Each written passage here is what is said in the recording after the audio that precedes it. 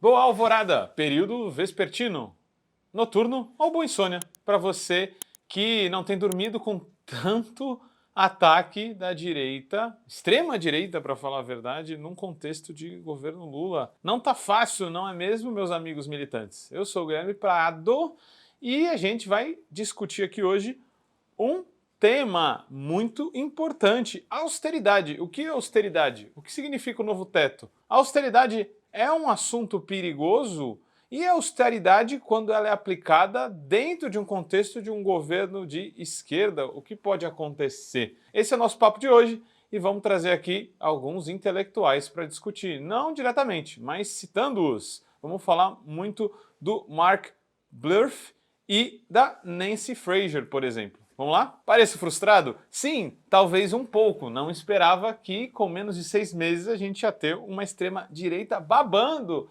para cima do governo e para cima dos nossos direitos. E a gente ainda sem mostrar muitos dentes. E lembre-se, quem não mostra os dentes é mordido por quem mostra. Então, isso é muito perigoso. Mas como o papo aqui hoje é sobre austeridade, eu lembro aí uma obra muito importante para entender o que é esse tal conceito. Mark Blurf, eu acho que é por aí a pronúncia do seu nome, escreveu este belo tema que está aí na sua tela.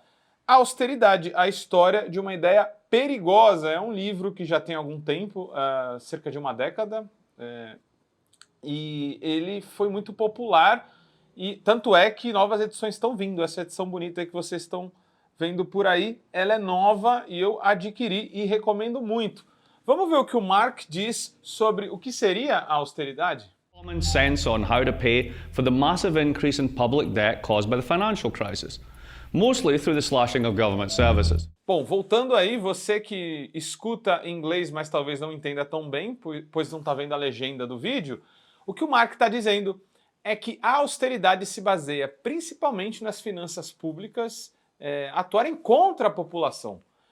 Corte de serviços públicos e o repasse dos nossos impostos para os mais ricos. Isso se chama a dívida pública. Pode ser sim um instrumento de desenvolvimento social, é claro, né? Pegar emprestado para poder investir, isto é interessante. Porém, a dívida pública dentro do neoliberalismo, ela trabalha dentro desse conceito de austeridade, que é cortes de direitos sociais e de serviços públicos para que esses recursos que iriam para esses serviços públicos acabam indo pelo mecanismo de endividamento público para os mais ricos, por meio de juros muito altos. Então, a dívida não se torna um financiamento de direitos sociais, mas sim o próprio trabalhador. Os trabalhadores acabam financiando os mais ricos por meio de juros muito altos e de dívidas públicas cada vez maiores para sugar esses recursos.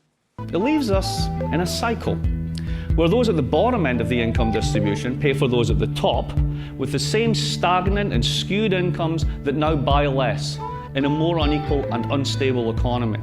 There's a term for this: class politics. Então, o Mark fala nessa segunda parte do vídeo aí, você também que não conseguiu entender o inglês dele, é meio difícil, né? Os de baixo sempre acabam pagando. Ele fala de class politics. Então, sempre quando a gente vê a discussão da política econômica focada na questão fiscal, a gente está falando de gastos primários e arrecadação primária. Então está se focando tudo no quê? Saúde, educação, servidores públicos. Isso seria o problema. O Estado teria ficado inchado e a gente ficou muito endividado por causa disso. Só que a saída, como a gente já falou, é corte de serviços públicos. E isso é como se fosse uma taxação de desigualdade contra os mais pobres. Então, a austeridade não é exatamente só o Estado mínimo, cada vez com menos serviços públicos de qualidade para os mais pobres. É também o Estado máximo, gordão, cheio de recursos para os mais ricos. É o que a gente vê a cada crise, a cada quebra de banco, e é o que a gente está vendo no Brasil também. E depois disso, a gente ainda tem um sistema tributário que mantém o status quo, como no Brasil. Taxa muito os mais pobres e esses impostos acabam indo pelo mecanismo de dívida para os mais ricos, que pagam pouquíssimos impostos. Essa é a austeridade e os seus mecanismos principais. E aqui a gente chega na contextualização com o caso brasileiro. A gente acabou de ver o novo teto sendo aprovado. Alguns setores do governo, com mais timidez ou não, também comemoraram como uma vitória. Mas o dito arcabouço, que na verdade é também um calabouço, ele é ainda um teto. Antes a gente tinha um teto que não permitia mais gastos sociais, mas agora a gente tem um ligeiro relaxamento. É melhor do que tinha antes, mas não quer dizer que ele seja bom. Eu não vou aqui desenvolver muito o que é o arcabouço e os novos tetos, porque a gente tem 4 novos tetos, mas você pode ver aí no card uma explicação melhor sobre eles. Vou me atentar sobre uma questão, o superávit primário. Então, pessoal, nunca se coloca a discussão de política econômica nos gastos financeiros, né, que são a dívida pública, os juros que impostos vão indo para os mais ricos, como a gente falou. Sempre se foca na questão fiscal. Questão fiscal, receita, o que se arrecada, e gastos primários. Então, o superávit primário volta como um dos centros do arcabouço. Basicamente, o que é? Economizar os recursos que eu arrecado pela arrecadação primária e efetuar menos gastos primários, porque o problema seria o funcionalismo público, a saúde, a educação, a máquina do governo. Isso é realizar superávit primário. Vocês vão ver aí na tela que eu vou pedir para colocar as metas de superávit primário. E qual que é o problema? Se o governo não realizá-las, vamos ter imensos impactos nos serviços públicos. Então, galera, a proposta já foi entregue muito ruim da parte do governo. Claro que tem pressão de bastidores, mas não ficou claro uma luta para ser algo melhor do que isso. E eu acho, como todo bom marxista, que luta funciona para aprofundar a consciência das pessoas. Enfim, o arcabouço foi entregue dessa forma, o novo teto foi entregue dessa forma, e o Cajado, depois, até ficou anunciado, né? Teve uma reunião com a Haddad e saiu até pior do que estava antes. Aliás, bem pior. O que era ruim ficou... Veja, o que era ruim era melhor que o outro teto, ficou ainda pior. E qual que é a questão? Se o Haddad não realizar as metas de superávit dele, que é menos 0,5, na verdade é um déficit nesse ano, no ano que vem, 0, algo neutro, nem um superávit, nem um déficit, depois 0,5 e depois 1, se ele ficar fora dessas metas, mecanismos de sanções e de congelamento de recursos públicos e até de cortes de serviços públicos poderão ser feitas. Isso foi o que o Cajado colocou e que, infelizmente, o governo acabou votando lá no Congresso e vários setores de esquerda, com exceção da plenitude ali do PSOL e da Rede. Parênteses, antes da gente ver a proposta do Cajado que foi aprovada, esse parênteses leva em conta a questão do Fundeb, né? Não vou discutir aqui, porque a gente vai ter um programa só sobre isso, mas esse fundo de financiamento da educação básica, ele é uma grana que vem da União para subsidiar principalmente os municípios mais pobres que não conseguem, com a sua arrecadação, dar o mínimo possível da educação básica. O Fundeb entrou no teto e isso é uma tragédia para a educação pública. Isso quer dizer que a população, principalmente negra e mais pobre, vai ter essa taxação da desigualdade que é contingenciamento de gastos públicos. Quer dizer que o Fundeb vai ser cortado? Não necessariamente, mas muito provavelmente vai, porque a gente vai ter todas as outras demandas sociais disputando recursos também dentro de um teto de gastos. Mas vamos sobre a questão do superávit? O que a gente tem de prático aí, né? Primeiro, uma capitulação histórica, né? A participação do governo nisso, claro que não foi por iniciativa dele, mas acaba sendo porque não teve uma disputa grande no parlamento para mudar isso. A consequência é aprovar uma lei, olha lá, parágrafo 2º do capítulo aí, hein? A política fiscal da União deve ser conduzida de modo a manter a dívida pública em níveis sustentáveis. Isso é uma derrota histórica, ideológica e política. A política fiscal não seria para o desenvolvimento social, para a educação, para a saúde, até para o crescimento econômico, essa doideira aí que a gente tanto critica. A política fiscal é para quê? Sustentar a dívida pública e, em última, sustentar um mecanismo de enriquecimento dos ricos em detrimento dos pobres. Aprovar isso aqui já é uma derrota ideológica e um marco, na minha opinião, histórico. Mas vamos lá, o que acontece se o superávit não for conseguido no primeiro ano. Como vocês estão vendo aí, capítulo 5, a gente tem uma lei agora, uma lei que fala sobre ajustes contra a população. E no seu artigo 6º está lá escrito: caso o resultado primário do governo central apurado seja menor que o limite inferior do intervalo da tolerância da meta, blá, blá, blá, blá, blá, blá, blá, blá, blá, aplicam-se imediatamente as sanções, as vedações previstas nos incisos 2º, 3º, 6º a 10º do artigo 167-A da Constituição Federal. Vamos lá, o que significam esses incisos?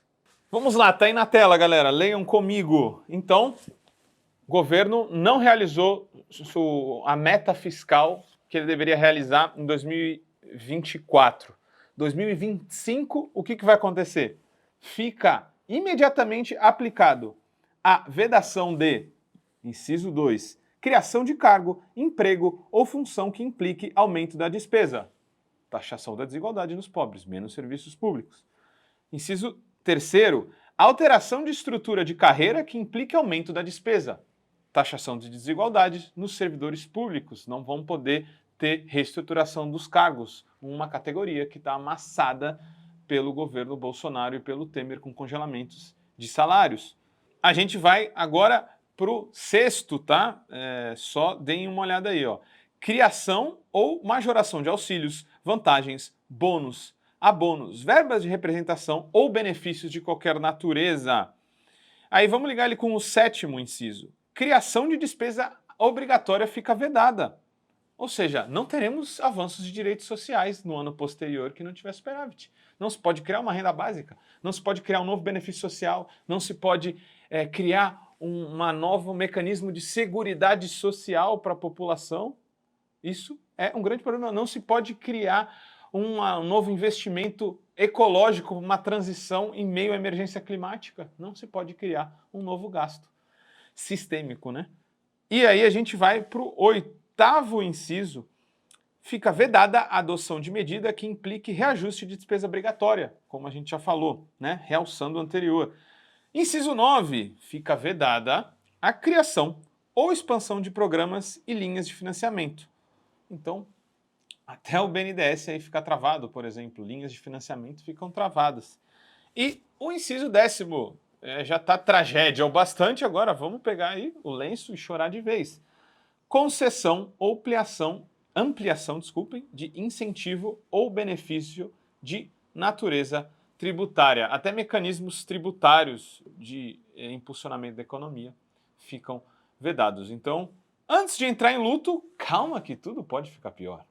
Guilherme, e o que acontece se no 2º ano consecutivo não se realizar a meta fiscal? Chore, amigo. Chore. Tudo fica ainda pior. Então, daquele artigo da Constituição que a gente tinha visto, que foi aprovado na era Bolsonaro e ele é ativado, o que a gente está vendo aqui é a volta do teto de gastos em sua plenitude. Se não realizar a meta fiscal por 2 anos consecutivos, até o inciso 1º, 4º e 5º entram em aplicação imediata. Vamos lá? O inciso 1º veda concessão a qualquer título de vantagem, aumento, reajuste ou adequação de remuneração de membros do poder ou de órgão, de servidores e empregados públicos e de militares. Congelamento nos serviços públicos e dos nossos servidores. Mais uma taxação dos mais pobres. Nós vamos pagar a conta se o superávit primário não for alcançado. O inciso 4º também fica vedado. Admissão ou contratação de pessoa a qualquer título. Nada mais de servidores para você que precisa de creche. E o inciso 5º fica vedada, aí aqui é a tragédia total, a realização de concurso público, exceto para as reposições de vacâncias previstas no inciso deste caput. Sim, pessoal, se tudo der errado, e o governo precisa prever isso, se tudo der errado, vai dar muito errado para a classe trabalhadora e a gente vai continuar pagando a conta por uma taxação de desigualdade nos nossos serviços públicos, sob os quais quem mais padece? Os mais pobres. negros, as pessoas que vivem nas favelas, as pessoas que vivem em bairros empobrecidos, as pessoas que precisam de educação pública e de saúde pública. Isso tudo é muito, muito grave e é um projeto de austeridade aplicado com mediação, é claro, dentro de um governo de esquerda. Que conclusões tiramos disso? Indo às conclusões, pessoal. O governo Lula, eu votei nele, você possivelmente que está aí nos assistindo votou nele. Ele foi eleito para fazer mais, o próprio Lula disse isso. Quais podem ser os impactos de entregar menos do que foi prometido? Podem ser muito graves. Não é que o governo Lula queira aplicar esse projeto neoliberal, mas talvez não esteja lutando o bastante para pelo menos criar uma consciência de que esse não é um projeto de esquerda. E é aí que mora o problema. Queria trazer para vocês a Nancy Fraser, uma teórica marxista que cunhou um conceito chamado neoliberalismo progressista. A vitória de Trump não é apenas uma revolta contra as finanças globais. O que seus eleitores rejeitaram não era o neoliberalismo puro e simples, mas o neoliberalismo progressista. Isto pode soar para alguns como oxímoro, mas se trata de uma alienação, ainda que perversa, muito real. É a chave para compreender os resultados das eleições dos Estados Unidos e talvez entender o desenvolvimento dos acontecimentos em outros lugares também. Na sua forma norte-americana, o neoliberalismo progressista é uma aliança da corrente principal dos novos movimentos sociais: feminismo, antirracismo, multiculturalismo e direitos LGBTQ, por um lado, e altos setores empresariais simbólicos e serviços, Wall Street, Vale do Silício e Hollywood, por outro. Nesta aliança, as forças progressistas estão efetivamente unidas às forças do capitalismo cognitivo, especialmente a financiarização. No entanto, involuntariamente, os primeiros emprestam seu carisma a este último. Ideais como a diversidade e o empoderamento, que em princípio poderiam servir para fins diferentes, agora lustram políticas que devastaram a indústria e o que antes eram vidas de classe média. Sim, o contexto brasileiro é muito diferente do estadunidense, mas a extrema-direita, que pode reeleger o Trump de novo, esse movimento que também é social, tá bom? Ele votou contra um neoliberalismo progressista, ou seja, políticas de austeridade aplicados com um rosto mais simpático, que é o da esquerda. Não é o que a gente está vendo agora? Talvez não exatamente, mas estamos cada vez mais perto desse conceito que a Nancy nos trouxe. E aí, adaptando um pouco para a discussão que a gente começou aqui, o Mark Blurf tem muito a ver com essa discussão também. Ele não coloca nesses termos, mas ele diz que a austeridade é sim uma ideia perigosa, porque faz a população, a classe trabalhadora, pagar a conta de uma crise que ela não criou. E o que a Nancy nos diz é que pode ser muito pior que isso. O neoliberalismo progressista pode criar o caminho para a volta da extrema-direita ao poder. Estejamos atentos e vamos à luta. Um eco-salve e até a próxima. Como todo trabalho independente, esse podcast pode estar por um Pix, ou melhor, um Tris, sem o apoio solidário de seus ouvintes. Portanto, se você já se divertiu conosco, se enriqueceu, se informou, ou se fomos apenas um passatempo para você, nos ajude para que continuemos existindo. Sem financiamento, sem independência. Portanto, ajude o Vozes Livres se tiver consciência. Isso pode ser feito pelo nosso apoia-se/podcast Vozes Livres ou pelo Pix, pelo e-mail podcastvozeslivres@gmail.com, escrevendo no assunto a palavra Vozes. Nos acompanhe nas redes sociais, @Livrescop e @Livresprodutos do Bem. O Vozes Livres é um podcast realizado pela Rede Livres e financiado pelo Sindicato dos Químicos Unificados de Campinas e Região e pela Federação dos Trabalhadores do Ramo Químico do Estado de São Paulo. Produzido coletivamente por Guilherme Prado, Vitória Felipe e pelo coletivo Orvalho Filmes, composto por Eduardo Ferreira, Gaspar Lourenço e Guilherme Bonfim.